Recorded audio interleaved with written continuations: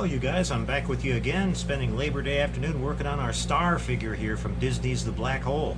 And I'm having a lot of fun with this. We got all of our parts printed up and I'm ready to start putting them together. So I wanted to go through this and talk to you guys out there that are new to 3D printing or haven't tried 3D printing yet about some of the issues that you'll run into here and there when you're working with this stuff. Now, right now I want to point out that I'm wearing gloves in this video because some of these parts are not cured yet. But what I mean by that is that they've come off the printer, they've been cleaned with the isopropyl alcohol, but they haven't been cured with the UV light. So they're you know, it's still considered raw resin, and that can be an irritant on your skin. It's not as bad as the fumes that you can get from basic 3D printing, but you know, some people are really sensitive to it. Some people it doesn't bother at all, but you want to take precautions here.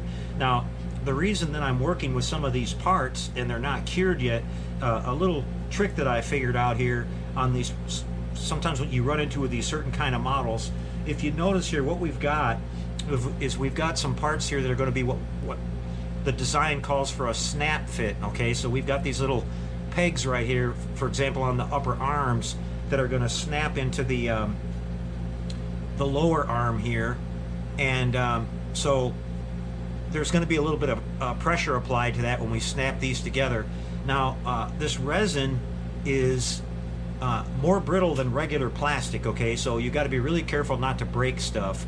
It's a really hard you know, long-lasting material, but it's extremely brittle. So a little trick that I figured out, you guys, is that it gets even more brittle after you cure it, right? So what I try to do whenever I've got issues like this is what I did here for the, you can see that his legs are hinged, basically the same thing here. I put these together before I cured this, and then I went ahead and cured these afterwards. All right, so that's exactly what I'm going to be doing here.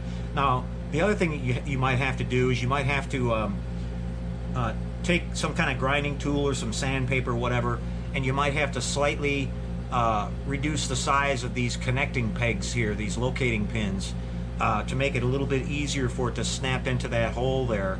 And the only way I can tell you to do that is like, it takes a little bit of trial and error, but like when you first try to put it in there, kind of, you know, feel it yourself and kind of make a judgment about how far that's actually going to move and how much pressure it's going to require to get it in there. If you think it's too much, then go ahead and take these down just a tiny little bit to relieve some of that pressure so it'll snap together.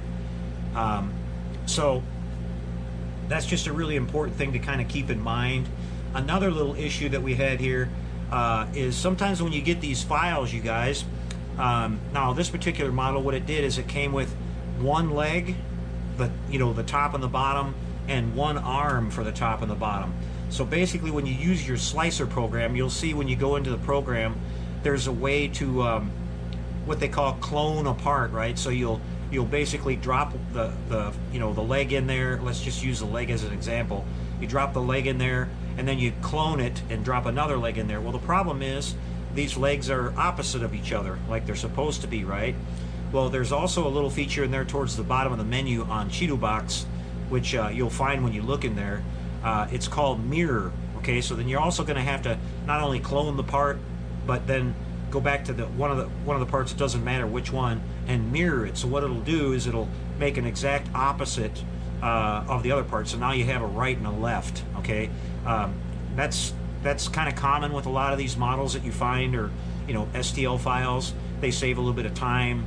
Rather than designing a completely new part, you just go ahead and do that, so you've got an exact mirror of one or the other. All right, so just kind of a little information for you there about that. So what I'm doing now, you guys, is I just got done snapping all the supports off of here, and now I'm just using some 180 grit sandpaper, and I'm just going around and I'm looking for little spots where the supports are still left a couple little marks, and just getting that off of there. I just use 180 grit paper, that way it knocks it off there really quick and easy, and it doesn't really scratch it that bad.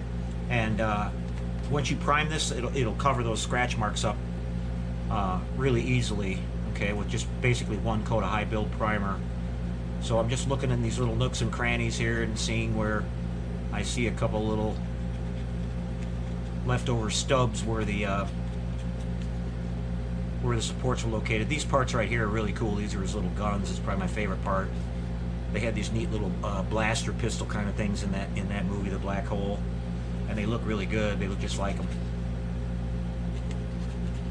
So just a little bit of cleanup here. Doesn't take long at all.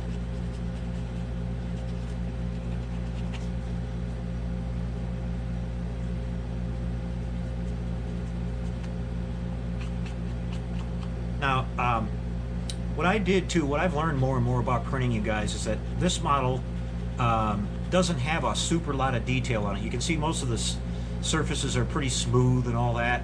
And so, as I was showing you guys when I was printing the Darth Vader figure, when you lay out your parts in your slicer program, you want to use like a kind of a strategy, you guys, and kind of think about like how you're going to lay these out. So horizontal surfaces are going to require a lot of support because, like I mentioned, the printer can't print across in midair like that. It can build stacking up, but it can't build, all the way across like that. So you're going to want to angle everything. So I just spend time laying out all the parts and getting them at like 45-degree angles on the build plate, kind of something like that, kind of about like that if you were looking at it from the view of the slicer.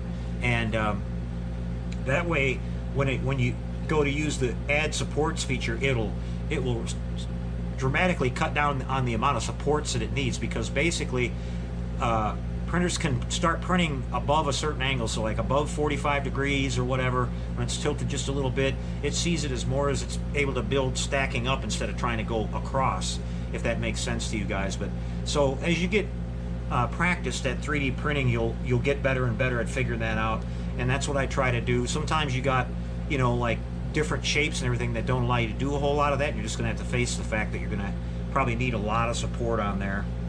But again, I don't have any problem. I'd rather, if that requires it, I'd rather use plenty of supports and then just worry about getting them off of there at the end than having a print fail.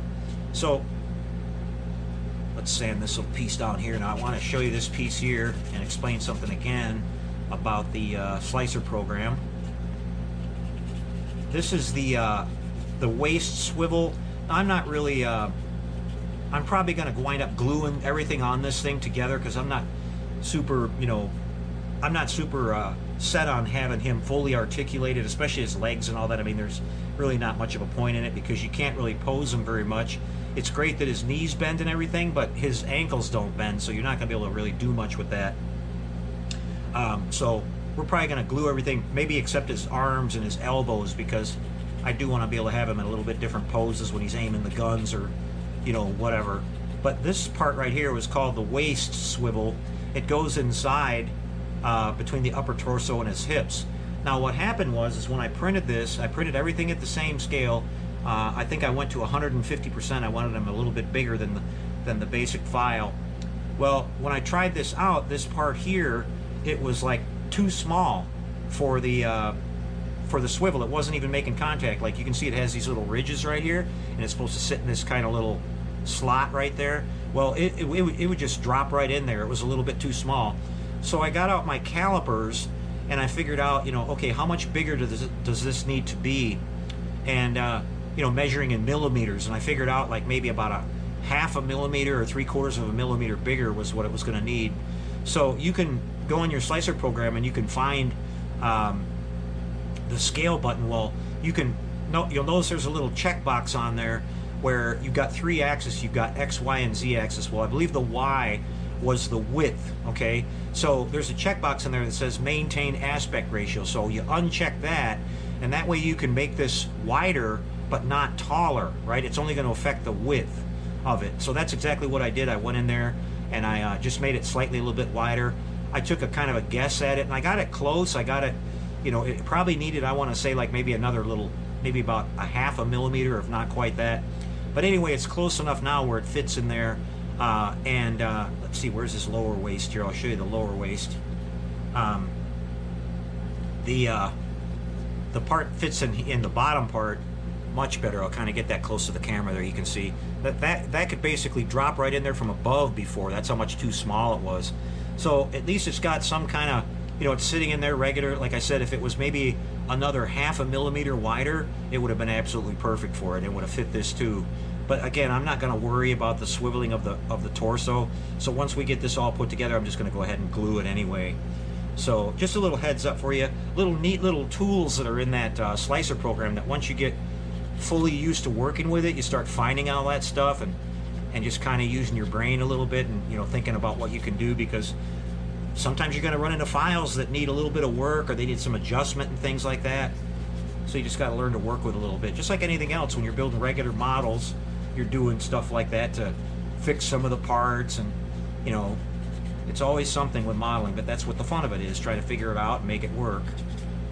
So again, you can see, I'm not sure if the camera will pick it up, but there's just these tiny little white speck marks here that have a slight raised where the supports were on there, and I'm just knocking those off is all I'm doing.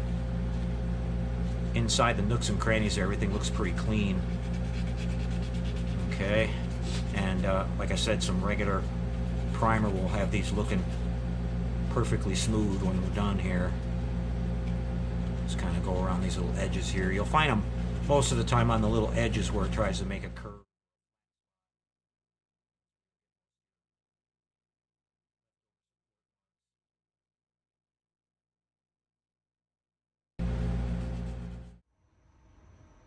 All right, everybody, I'm back with you for the finale of our S.T.A.R build here, and you can see it turned out pretty good. After I finished cleaning up the parts there that I was showing on the bench, I got everything sanded down. I worked on the joints a little bit, getting those all put together, and it's kind of like what I decided when I was, you know, that I was talking about there, you guys. I went ahead and glued mostly, you know, he's pretty much a static model. I glued everything. I got him into a pose that I basically liked, and just kind of set them up like that. Like I said, the articulation on this isn't all that great anyway. But, you know, as I was talking about there, if you want to put a little extra time into it, you could definitely get it to work. You could get his knees to work really good, his arms and everything. But being that his ankles aren't movable or anything, there's not a whole lot of posing you're going to be able to do with it, really. So basically all I have left is I have it where the head can swivel. But he's in a cool looking pose here, like he's doing his target shooting. And he turned out really great. So yeah, after I finished cleaning up the parts, I just primed him, and then I sprayed the whole body with Tamiya Gloss Black right out of a can. And then I just went in and did a bunch of detail painting by hand. You can see I got the little sharpshooting metal on his chest there. We got his belt buckle. Got his cool looking chrome-plated laser cannons, guns. If you notice in the movie, the regular sentries didn't have, you know, fancy ones like this. Theirs were just kind of a dull gray. He had the really cool chrome-plated versions because he was the top dog, I guess. So that's a little feature that S.T.A.R had. But he looks really good, you guys. He's about 9 inches tall or so. So I'm really happy with him. So I hope you enjoy that. And then over here you can see he's got a creepy little sidekick of a friend here, you guys. Now this is another figure from the movie. Those of you who've seen it will know exactly what it is. It's one of the drone kind of humanoid crew figures that were on the ship. And this is another really awesome figure by the same artist over there on Cults. And he did a really nice job on this, even down to the detail of the piping that's on the sleeves and everything. I was looking at screenshots from the movie, and this looks really, really good. He's got the mask on there. And these guys just really creeped me out on that movie. They were just really strange. And when they reveal the kind of twist in the plot that's going on with these guys, it's really, it gets even creepier. So I won't ruin it for you, but check out the movie. It's really neat. But the little feature that he's also got here is, if I can do this, I'll try to reach up here and get this off of here, but the mask is removable, and it's really tough to do. I got to grip it just right and get it out of there. There we go. That's the good thing, is it sits on there really good. But you can see they had a really creepy looking face underneath of the mask, so I did my best to kind of like make him look like a guy who hasn't seen a lot of sunlight in a long time. He's looking kind of anemic like they did in the movie, so he's pretty ghastly looking. But just really cool little extra feature there, the removable mask. So another fine little, you know, 3D figure from the same artist. And again, you could make this bigger if you wanted to, and you could make it smaller. You could make S.T.A.R smaller. You could basically print these so you have them all in the same scale. We could do that with old Bob too. So pretty neat stuff, you guys. I hope you enjoyed it.